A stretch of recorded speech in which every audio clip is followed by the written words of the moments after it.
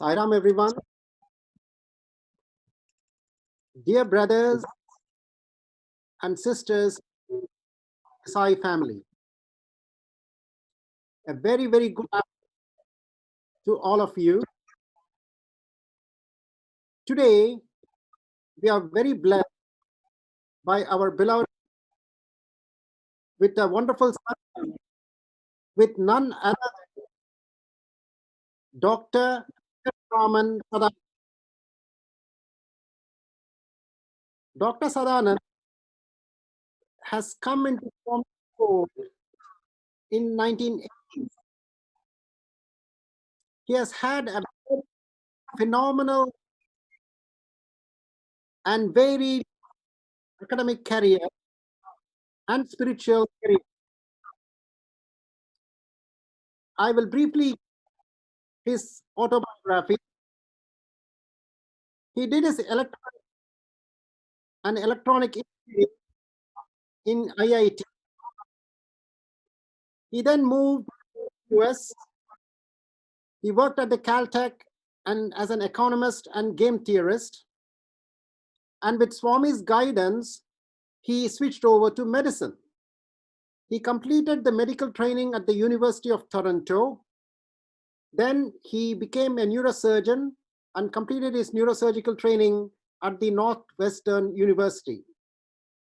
Following this, he is currently practicing as a pediatric and epileptic neurosurgeon at the tertiary major teaching hospital at the Loma Linda University in Los Angeles, California. This is his academic and scientific career. Now, from the spiritual point of view, he has been very close to Swami. He has participated in many medical camps at Prashantinilayam and in Whitefield. He is the visiting faculty team as a neurosurgeon at the Sri Sathya Sai Institute of Higher Sciences at Whitefield. He is also the faculty member at the hospital for the Department of IIT. He is the faculty member in the haptic lab, again in the Department of IIT Madras. In our organization, he is one of the faculty member for the IT committee. He is part of the member for the International Medical Committee. He is the member of the Intellectual Property Committee in our Sathya Sai International organization. As you can see, he has got an excellent worldly accomplishments, which has been kindly blessed by our beloved Bhagwan. And from the spiritual angle, in my opinion, I feel he is a very true devotee of Swami. Why do I say this?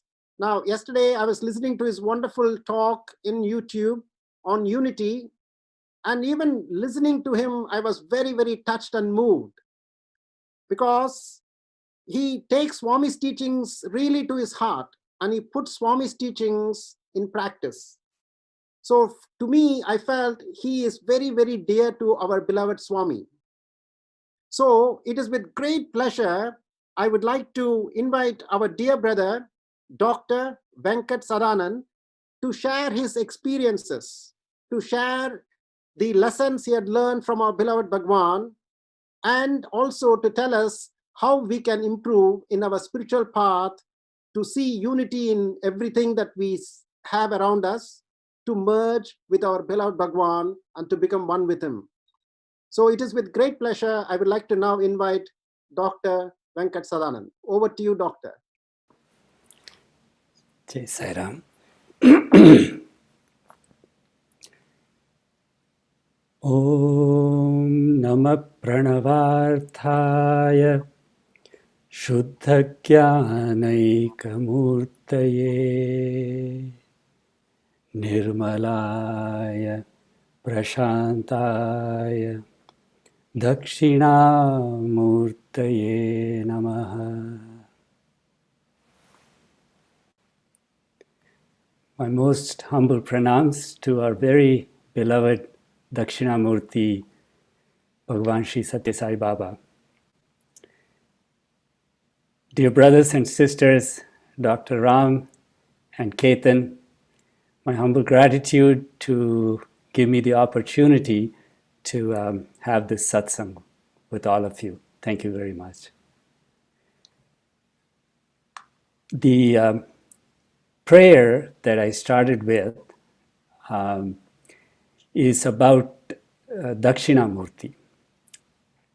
There's a nice story behind it, and it will connect us to Bhagavan, Sri Sathya Sai Baba. So, Dakshinamurti is one of the forms of Lord Shiva, and the story has an important relevance in the context of unity and understanding our kinship with Swami. So, after marrying Sati, which is version 1.0 of Parvati, Shiva was invited to one of the rishis' ashrams. And so he went to that ashram, and while he was there were a whole bunch of rishis who were sitting wanting to gain some knowledge from Shiva. And among those rishis, there were 4 people who were the 4 sons of Brahma. And so the issue that came up was that there was one guy, one rishi, not one of these 4, but someone other than these 4, who was sitting there a little bit nervous.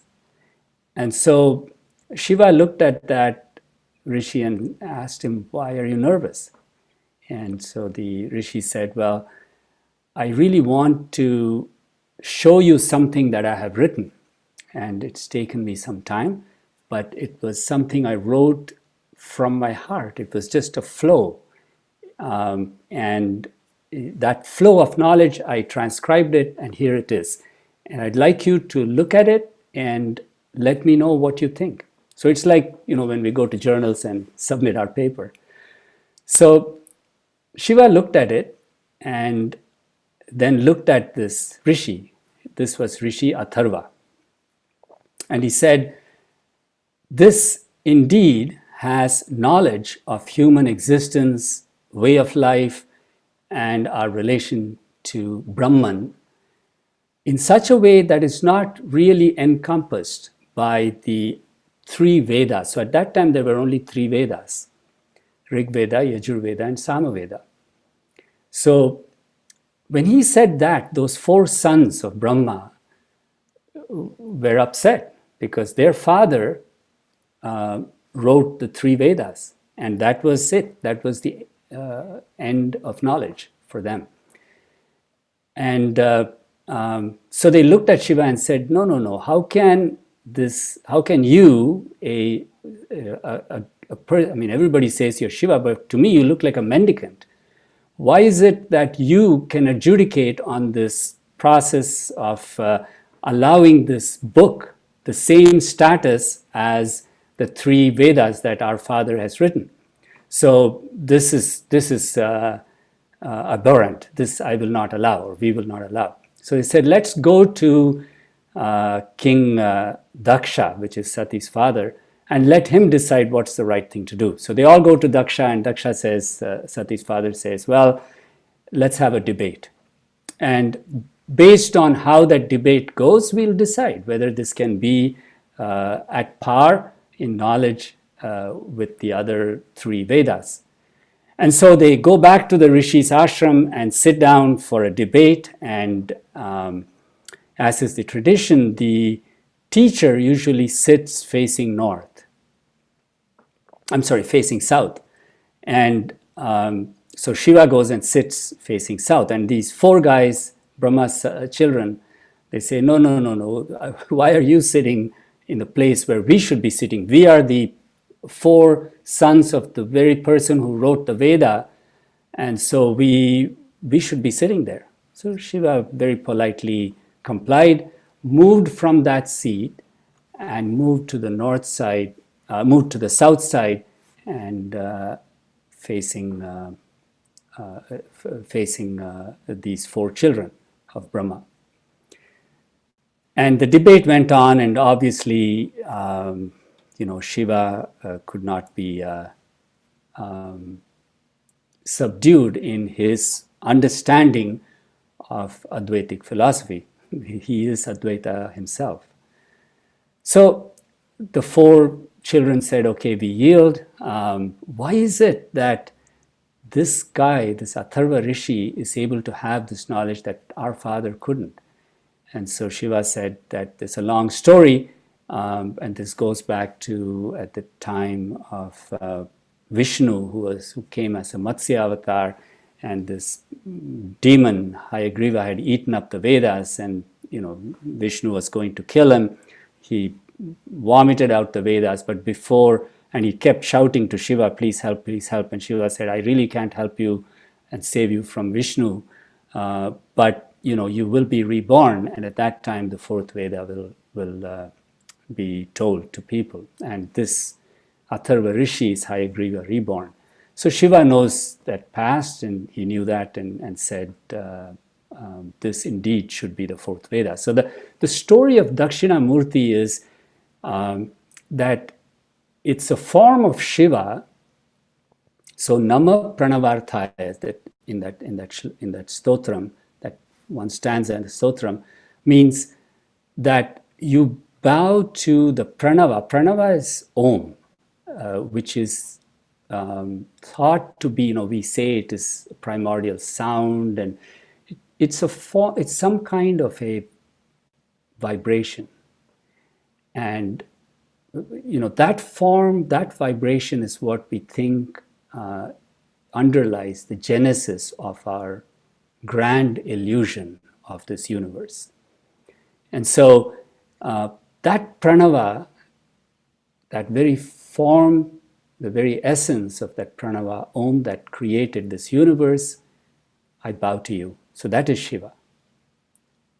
Shuddha Jnana Eka Murtaye, that means pure knowledge. There are two ways to look at this. Shuddha Jnana Eka. Eka is the one, the knowledge of one. So Advaita, the origin of Advaita, the Advaita itself, and the one who has knowledge to impart about Advaita, I bow to him, and that's Lord Shiva. Nirmalaya Prashantaya, that means one who is still. We usually say, be still and know that I'm God. So it is that stillness itself. So that is Dakshinamurti, and I bow to you. Swami Bhagavan Sri Sathya Sai Baba has revealed to us in one of the most, for me, it was a touching exposition of who we are, and that is in Sutra Vahini. So I would urge you to go take a look at Sutra Vahini.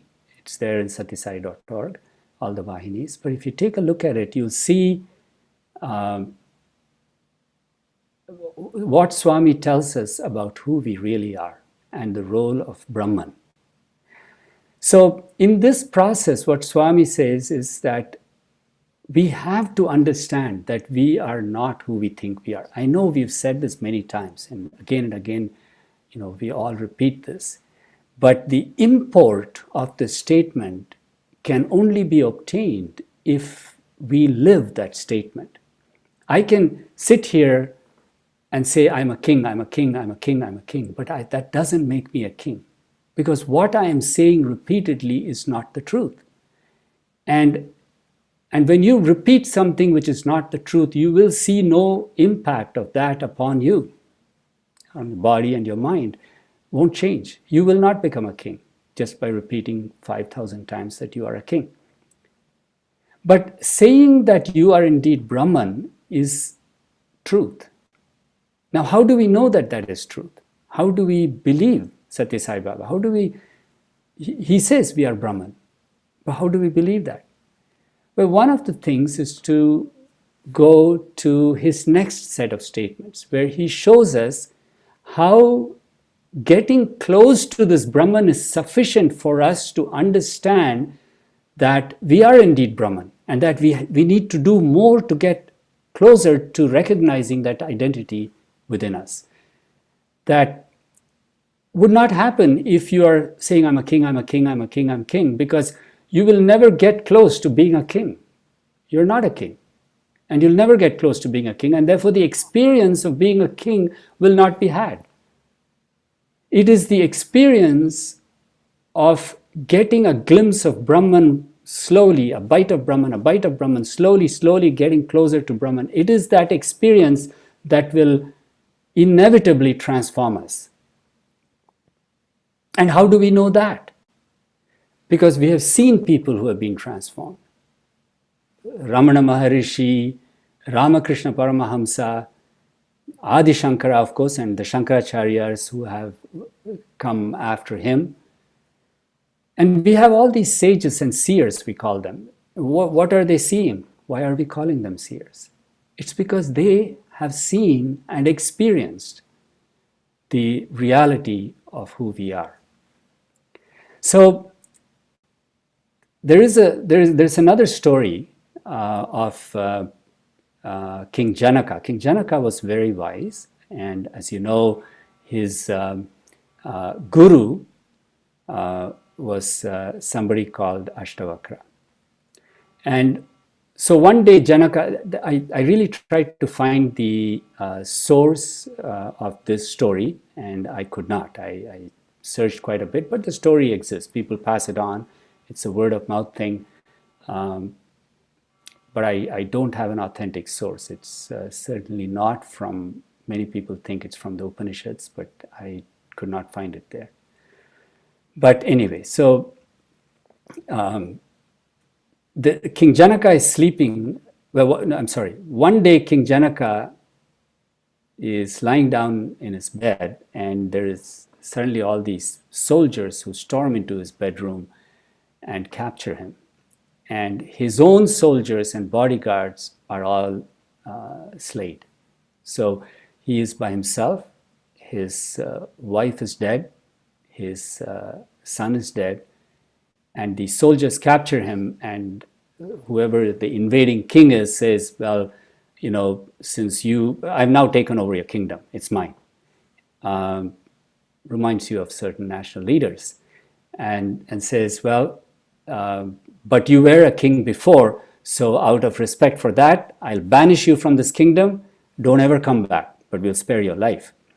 So then Janaka, deeply disturbed by this turn of events, walks for miles to get out of his large, vast kingdom, and reaches the outskirts.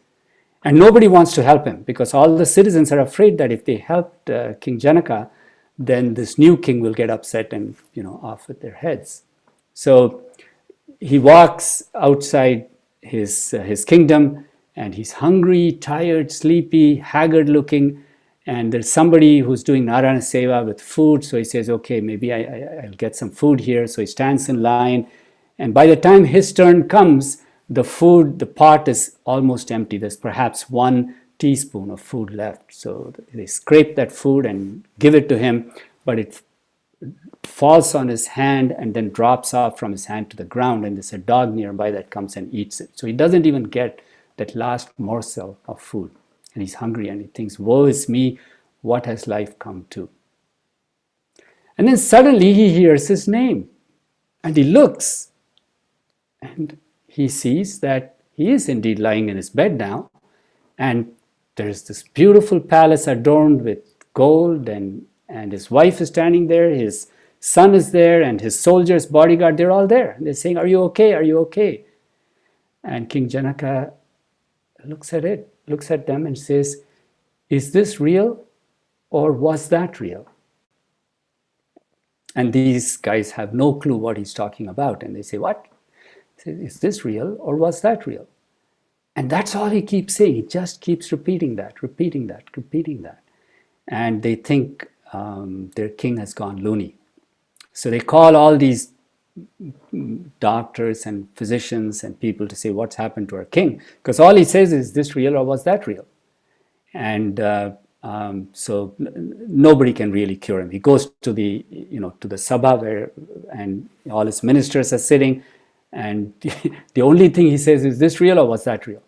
So eventually they say, well, I think there's only one guy who can understand him, and that is Ashtavakra.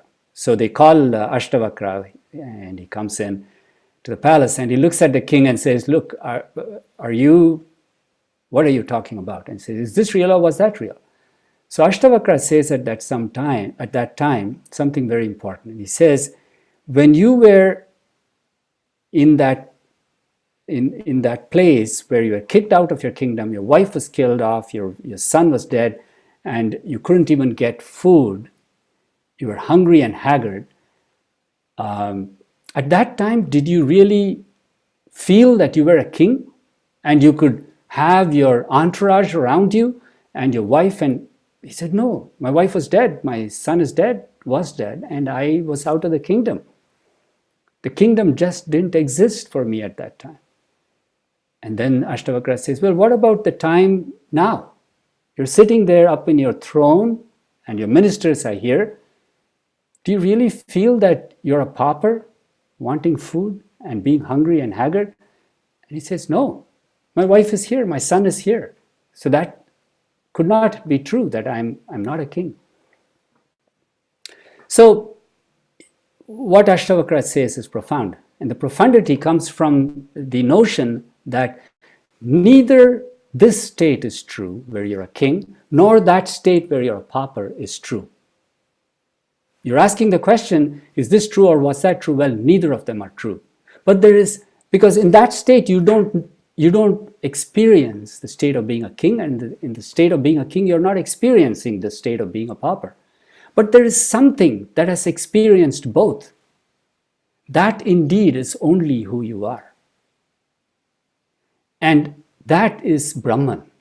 So within us is something that does experience our entire life in various states. Okay, so far what I've said is, we had Dakshinamurti, we had the nature of truth, what is false, and Swami telling us in Sutra Vahini that we are indeed Brahman. How do we believe that? Well, it seems that we have to experience, get a glimpse of it, get a small bit of that Brahman. And is that possible? Yes, there are all these seers and sages who say that they have done it, and it is possible because they have nothing to gain by lying. And you can't have so many people who are independently confirming the existence of who they are. And then finally, the story was meant to illustrate that there is some part of you that transcends all these various states, and that the states that make you think who you are is not who you are. And I can tell you in my own example, and Dr. Ram would be aware that some of the surgeries we do, the patient is awake, and one particular type of surgery we do a lobectomy or take out parts of the brain, or even take out a tumor in the brain that doesn't belong to the brain, but we keep the patient awake. And so, I have to educate the patient. I show videos of what I will do and how I will talk, what questions, and I have a slideshow during that time that the patient has to look at and name certain things. So there was this guy who knew the whole story, very rational person, educated, rational person. So he came down, sat, on the operating table, and we tell him, this is what you are, hey, this is who I am, and remember me, and I take out the mask, put the mask back on, and I introduce the team to this person. Then he lies down, and they sedate him a bit to start the surgery, and after that, even that amount of sedation is taken out so that I can have a conversation with this person after I've opened the skull. And so this guy knows where he is. I have introduced him to the people around. I've talked about the surgery to him prior to coming to the operating room. He's fully aware what is going on, right? So he's lying there, and I stimulate parts of his brain to know what I can take out and what I can't. And I give this little bit of shock to the brain. And suddenly at one point he starts believing that he actually sees it. He knows before that, he knew he was in this operating room, but suddenly he is in the living room of his family home and having coffee with his uncle, carrying on a conversation with him. How did that happen? Why did he think that he was in a different place? Just because I was stimulating him in the brain. And when I stopped that stimulation, he's now in the operating room, according to him. This belief about what is real, is that real? Is that belief real? It makes us wonder about that. And this is obviously a audio-visual example of illusion that was created by appropriate stimulation. But there is, a classic example of smell, olfactory illusions, and there's even a postage stamp in Canada after this neurosurgeon Penfield says, "I smell coffee." But the idea is that what we think is real comes out of a mass, a bunch of meat that is sitting inside here. And we'd rather believe that, it seems, than believe the seers and Bhagavan. And if we are to believe Bhagavan about this, then let us ask Bhagavan for his grace to help us slowly in this lifetime experience Brahman, experience that who he is and that who we are. We want unity, but that unity doesn't exist in this outside illusory world. That unity exists in understanding that which animates us. Without that entity inside us, I don't exist. My thoughts don't exist. My mind is just, mind, Swami says, is a collection of thoughts. So the mind doesn't exist. Without that ingredient which animates my mind. And that essence of what makes me think, like right now, this word that I speak, I know how this word is delivered to you physiologically, but what is it that makes me choose a particular word or speak a certain sentence? How did that originate in my brain? What gave me the thought to say something or not say something? That is Brahman. That is inside us. That which animates us, that which makes us alive. This is what life is. Life is recognizing this illusion. That is life. But if we sit in this illusion and believe that that is real, we wasted our life. And unfortunately, we really don't know when this life will end. It will end. That's one thing for sure. But we don't know when. I've seen people die, and they're good people, young people, healthy people, die in an accident or die with cancer when it's least expected. And you might have perfect lifestyle, but you may still get an ailment that will kill you. Everybody will have an exit. You don't know when. So before that exit happens, I'm not trying to scare you up, I'm just saying something which is true. Before that happens, let us understand who we really are. Why? Because not because, only by this life, purpose of this life is to understand who we are, otherwise we'll be reborn. No, it's not the stick, it's the carrot. The carrot is that the joy you experience by even understanding a bit about who you are is immeasurable.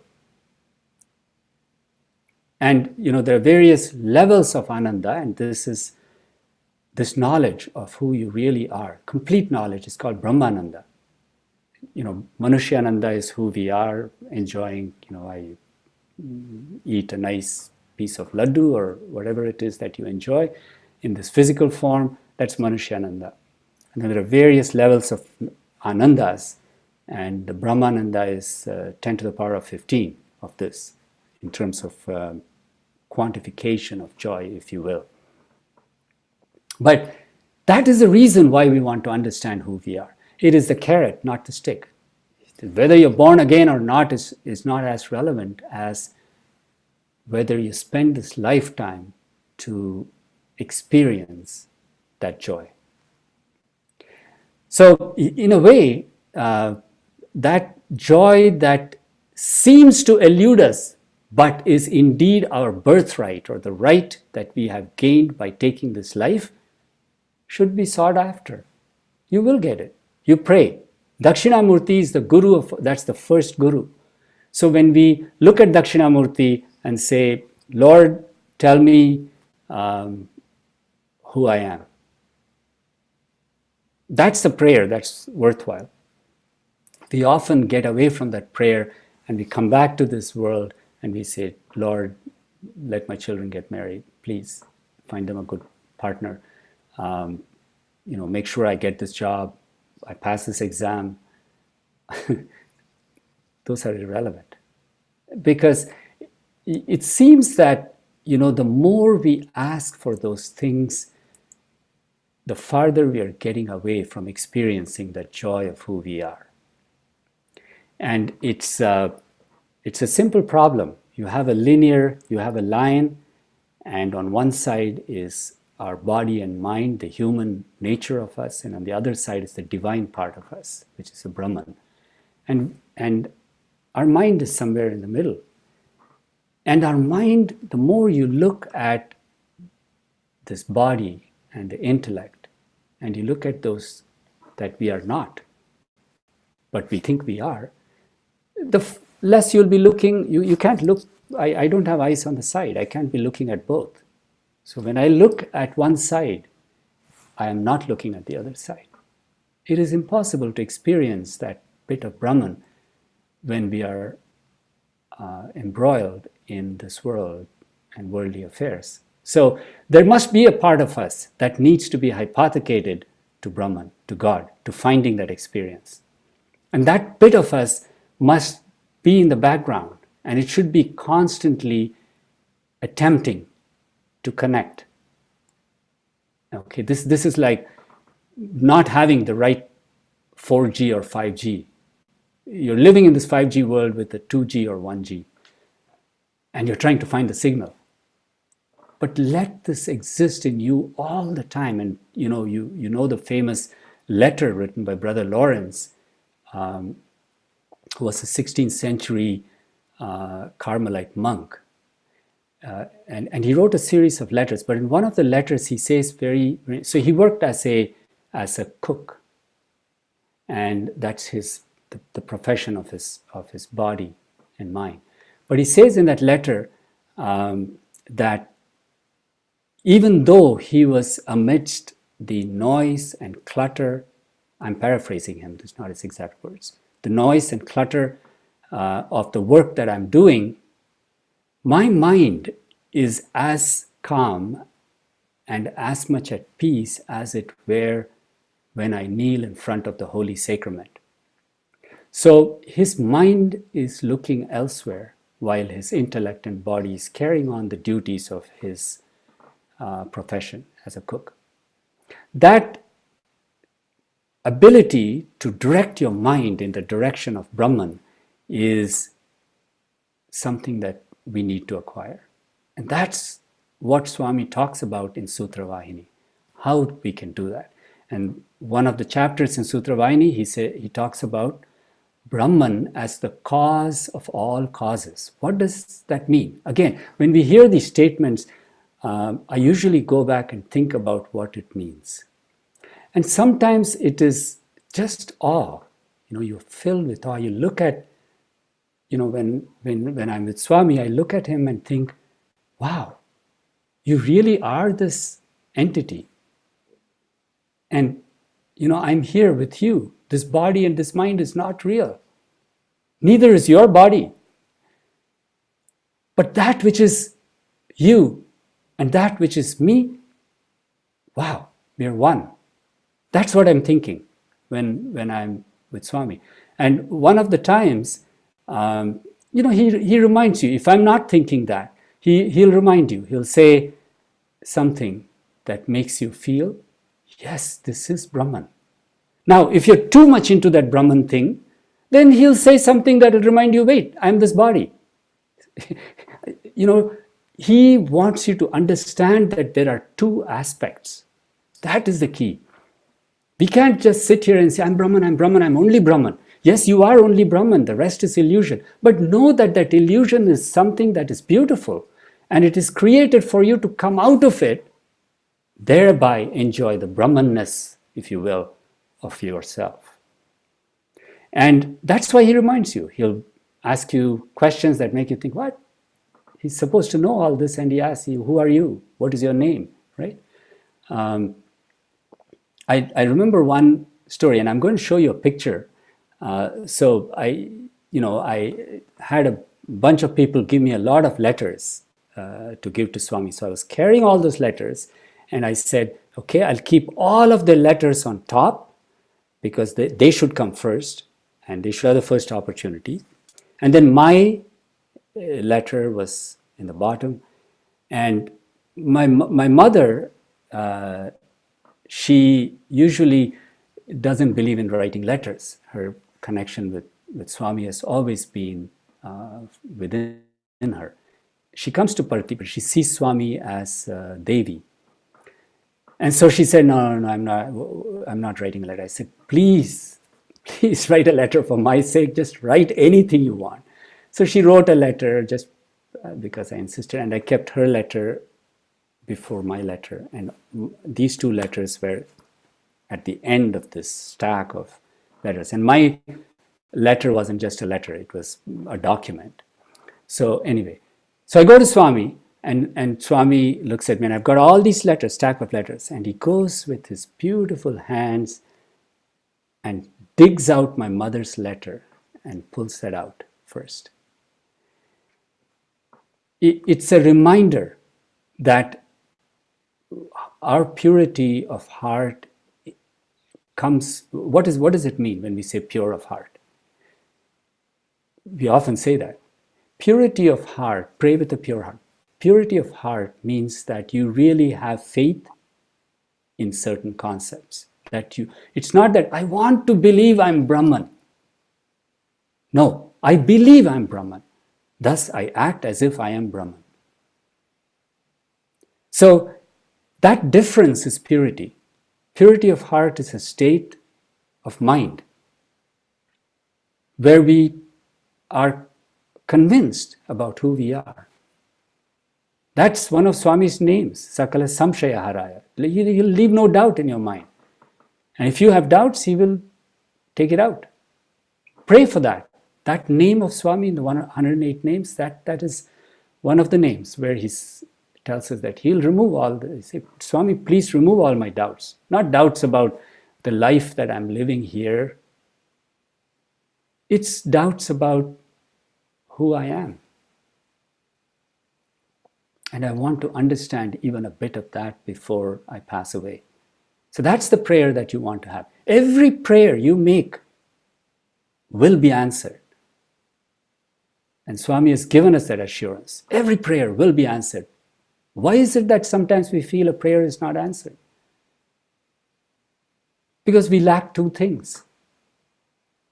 And that is what Shirdi Sai's famous two words, Shraddha and Saburi, which is faith and patience. Why is that important? Because all we can pray for is for this Brahman to grant us something. Obviously, the best thing is to grant knowledge of that Brahman itself, about who we are. But if we are weak in our mind to say, yes, but make this happen in this life, that's not surrender, but Ramana Maharshi calls it partial surrender. I leave it to you, God, but I need this in this worldly life. But let your will prevail, thy will be done. So that kind of partial surrender where we ask something, then it becomes our duty to wait, be patient, and have the faith that it will happen. If your faith is shaky, then don't blame God that the prayer was not answered. If you're not patient, then let's not blame God. that the prayer hasn't been answered. The timing and when something is granted, and to what extent you have asked for something that needs to be granted, those two are always answered. In fact, Ramana Maharishi says, when there is true surrender, then it conquers destiny. One of the types of karma, which is prarabdha karma, is even irrelevant at that point. And so what is it that conquers karma? What is it that conquers death? What is it that conquers our entrapment in this illusory world? It is our knowledge of Brahman. And that's why Swami says in Sutra Vahini, seek that knowledge. That Brahman is the cause of all causes. Because the Brahman, the characteristic, find something that has characteristics that you bear, right? So I am the son of so-and-so, and so I say, well, I have some characteristics of that person. I have 2 hands, 2 arms, and face, and some maybe resemblance to my father or mother. And my father and mother, they are somebody's children. And so always when something is created by someone, then there is something that is transmitted. I'm not born a lion or a tiger from human parents. So there's some ingredient, something in your genetic code that does get transferred. So that which we are is Brahman, and that is being transferred, and that is being ignored. And right from the age of awareness, we are taught that we are this body. And that's okay, you're hungry, so I need to feed you. You're a 3-month-old baby. Of course, there is a response to your hunger. But we can't tell a 3-month-old baby, no, you're not this, you're Brahman. But when we come to the age of awareness, it behooves upon us that we should do that. We should inquire who we are and pray for that knowledge. So that's Swami's message to us through all the work that we do, the seva, the prayers, the bhajans, all of these are various paths that lead to the singular knowledge of Bhagavan. And when we have that knowledge, we need the second part, which is also to know that there is this other illusion. We can't just ignore that. That is there. But know that it's an illusion. Realize that it's an illusion. Self-realization is misunderstood often. The self is always realized. So there's no need for self-realization. But just as you understand that your mind understands that your true nature is Brahman, let your mind also know that, hey, there is this illusion. Oh my God, this was what was trapping me. And this is where I lived. I can't believe I did that. That's the kind of thought you should have. That's the experience of Brahman, where you say, oh, this is beautiful who I am. Just the same conversation that you have in your mind in front of Swami, that same conversation you should be having with yourself all the time. So the beauty of this is how Swami keeps reminding us about this illusion. So there was one time when we inaugurated the GI unit, the gastroenterology unit in Swami's hospital. And so we were preparing for that. We hoped that Swami would come to inaugurate, and we had made all preparations. We had a patient who was ready, who was without food or water from the previous midnight. And the previous night, we were making sure that everything is spick and span. We also had an exhibition, a poster exhibition. So we were putting up the posters. We were working late in the night. So in the hospital, we were there in Swami's hospital around late into the night, early morning. We were still working. So there's no one else. The Sevadals are outside. All the main doors are locked by the security. And there were just about 4 or 5 of us physicians who were doing things. So we're nailing these posters to the board, poster board, and this little guy walks in. He's a teenager, shabby looking fellow. He walks in and he says, sir, sir, and he asks one of the physicians. And one of the posters we had was of the gut of our large and small intestines. So he looks at that and says, sir, sir, tell me, how long is this, the length of this? So, the physician looks at this guy. We are tired. Everyone is tired. We've been working very hard and we want to be fresh and awake tomorrow, the next day when we hope Swami will come. And this guy wants his question answered. So he said, later on, we'll talk to you later. The guy doesn't leave. He stands there, says, sir, how big is that? And so then we look at, I'm not a gastroenterologist. So there's another person who was a pathologist. And so then we look at, there were two people who were gastroenterologists. So we look at them, they're all from fancy universities. And so we look at them, they're great guys, okay, heads of departments and fellowship program directors. So you look at them and say, there's the authority. Okay, answer this question. So one of them looks at the kid and says, it's 35 feet or whatever number he gives. So the kid says, okay, and amazingly says, thank you. And then we go back to nailing things and fixing things and the kid is gone, right? And then it dawns upon us, hey, that's funny. How did he get in the first place?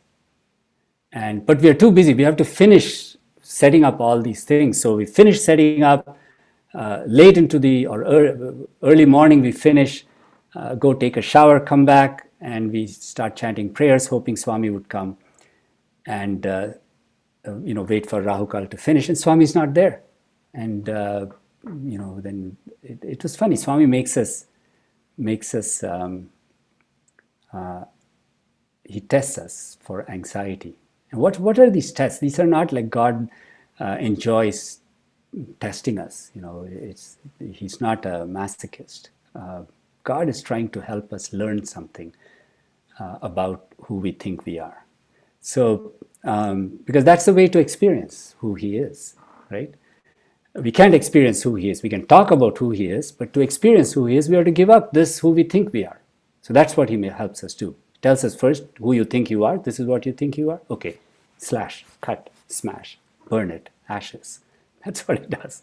So, so then anyway, so Swami comes, and that's a separate story how he comes. So he comes and he's going through the various. Let me show you these these two pictures.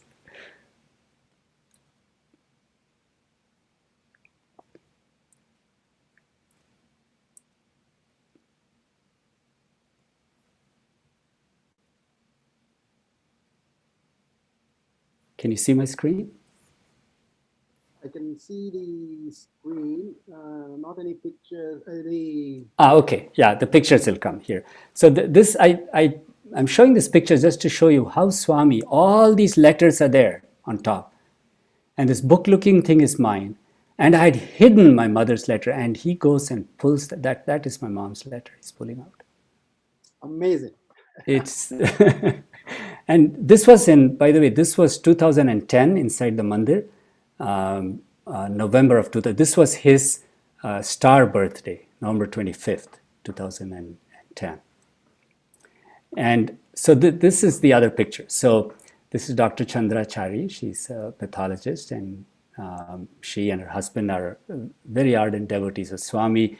Her husband, Rangavardachari, was the founding chairman, one of the founding chairmen of the orthopedics department in Puttaparthi Hospital. This is, of course, Dr. Reddy, you know that.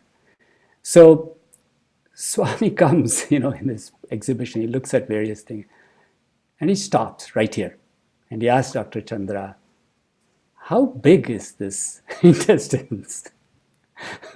The same question that kid had asked us the previous night. And so, Dr. Chari is, oh, no problem. I know the answer because I asked the gastroenterologist about that and he told me a number, and so she says what that number is. And Swami looks at her and says, No. And he gives another number. In fact, gives a range. And so obviously all of us say, yes, Swami. I was taking this picture. And we say, yes, yes, Swami, that's right. Then, he goes around and eventually this inauguration is finished. And guess what? So us guys, the knowledgeable doctors, quickly run to Google. That's what we do. You can see how petty-minded we are. And the thing is, this actually highlights the issue of faith. Faith about who we are and who Swami is and our relationship to him. It is not that we don't know, that initially I was talking about I'm king, I'm king, I'm king, saying that it doesn't make me a king, because that very premise that I'm king is not true. But saying I'm Brahman, I'm Brahman, I'm Brahman will help us understand our true nature. And what does understand mean? Experience. Until we experience, we have not understood it. So he makes us do that. And the way he makes us experience our true nature and our relationship to him and who he is. He says, I'm not the body, I'm not the mind. But that experience comes from repeated negation of that which we think we are, of that which we think we know. All that needs to be negated. All that we need to put aside and say, this is meaningless. Yes, I can play this game in this world, but it's just a game. It's just something I'm doing to while away my time here. But once I start getting experience of who I really am, even little nibble, that experience will make me go there all the time. And eventually I'll say, I just don't care about this world and what this world can give me, because of the repeated illusion being broken. Again and again and again, it keeps getting broken until we say, my goodness, why did I not get this before? But it seems that's the only way we can get this point across. That is what Swami came to teach us. That avatar came to teach us two things: who we really are and who we are not. So you will see both sides of the avatar. You will see one side where he will demolish who you think you are, and one side where he will show who he really is.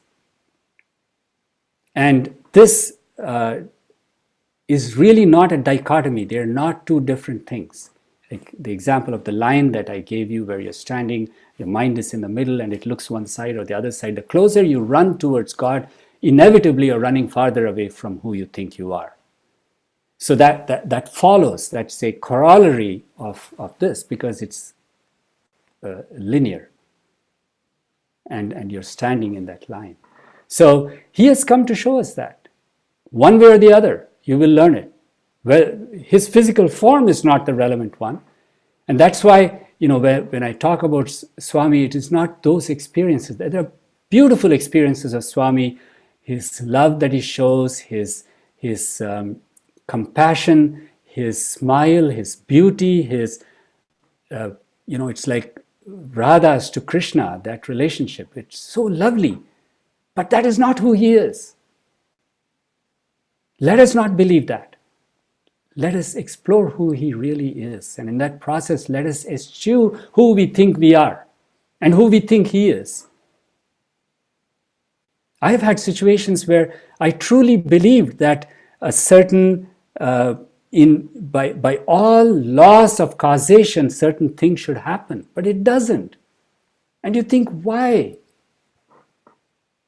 There was a beautiful discourse that, a clip of the discourse we showed during Guru Purnima, the online celebration of Guru Purnima. Swami says that there is a curtain, and one side of the curtain is God, is Brahman, and the other side of the curtain is our illusory world, that which we think we are. Now, the beauty of what he says in that discourse is the following. If our mind believes we live in this side of the curtain, then we will follow the laws that persist in that side of the curtain. The laws of physics, gravity, cause and effect. It will all be here. And your mind will get more and more corroborative evidence that that in fact is how the universe works. But let your mind dwell completely on the other side of the curtain, and you will see the reality, like the Wizard of Oz story, that the cause is on that side of the curtain, never on this side. If your mind is on this side, that cause on the other side of the curtain will make things happen on this side to make you believe in these laws of physics. In the way the world works, your model of the world is created by your mind, and at the request of your mind, God responds and makes you believe in these laws of this world and the universe. But when you realize that the causation is really elsewhere, and the effect is here, this is exactly what Swami said. The cause is on that side of the curtain, the effect is on this side of the curtain. Whatever you believe, this is the reality. This is Swami's words from that discourse. So when we instead say, oh my God, really, that is the cause? Swami, show me how. Ask him that. Let that be a prayer. Then he will show you how. He will show you something that should happen by cause and effect on this side, but it doesn't. A does not cause B. There is no precedent to something that is happening. Now, instead of saying at that point, my God, this is a miracle, it's not a miracle. It is the reality that the cause is on the other side of the curtain. So, as long as we say it's a miracle, we have lost the purpose of what Swami is trying to show us. Because in that discourse, he says very clearly, this cause is on that side of the curtain, the effect is on this side of the curtain. When we start to realize that the cause and effect laws that we think persist on this side of the curtain does not apply anymore, it is not a miracle, but it is a revelation of the reality of Brahman on the other side of the curtain. That's the way we should look at it. How we perceive what we experience makes us experience that even more. That's how our journey begins. What I'm saying is exactly from Sutra Vahini, about the experience of Brahman. So I will stop here, and I do apologize that I didn't talk to you about personal experiences and miracles and so on, because as I just said at the end, that is not the purpose of our life. That's not the world we live in. In this world that we are living in, miracles don't happen. Everything has a cause, and that cause is Brahman. And that is on the other side of the curtain. Let us walk towards that, Swami. Let us walk towards that knowledge that he came here to give us. And let us eschew that knowledge that he came here to destroy. Jai Sai Ram. Thank you very much, Dr. Sadanand. That was wonderful. And before I started, I was praying to Swami and asking Swami, please speak through Dr. Sadanand, and you are the source. And Swami spoke and gave the message that we all want. This is the right message Swami is conveying through you. And we are so blessed and happy to hear this wonderful message. What I've understood from your wonderful talk is our goal in life is to realize our true inner self, and also to acknowledge the relative world that we are existing. This world is like an acting stage. We come and go, but it's just a stage. We come as actors, but our true self is our own inner self, or divine love, or divinity, or God, or Atma, whatever we call it. And I've also learned from your wonderful talk that to experience this inner self, we have to have faith, sincerity, deep inquiry into this inner self, complete surrender to that divine force which is existing within us, and earning to experience, and to pray to Swami within us, to say, Swami, I want to be with you. I want to experience the divine love which you have come to show us. So that deep earning which Ramana Maharishi and Ramakrishna Paramahamsa had, I strongly believe that that earning should grow in all of us, to know our true inner self, the pure Sat Chit Anandam which we are. That earning has to increase. And to intensify that, all these Swami's teachings, Swami's satsang, Swami's bhajans, all these are to remind us of who we are. So these are the key points I've learned from you. And also with the story of the GI thing, showing how Lord is all permeable. He can come in any form and he is ever existing all around us. And I really long to experience Swami coming again and again to remind me of this in my day-to-day experience in my life. Swami coming and showing me some incident to say, hey, I am there, here I am, watch out, listen to me, I'm always guarding you and protecting you. And I really pray that all devotees go within and earn for Swami's presence in their day-to-day experiences. And Swami is all pervasive, and we all want to experience Swami in different ways, but always with a reminder from him, hey, here I came, and you offered me food. I'm blessing you, and I'm there with you. I really want to enjoy, and I long for his presence all the time. But these are the lessons I've learned from you, Dr. Sadanand, and Swami really spoke through you. And I'd like to thank you on the behalf of UK with all sincerity for your wonderful talk. Thank you very much, sir.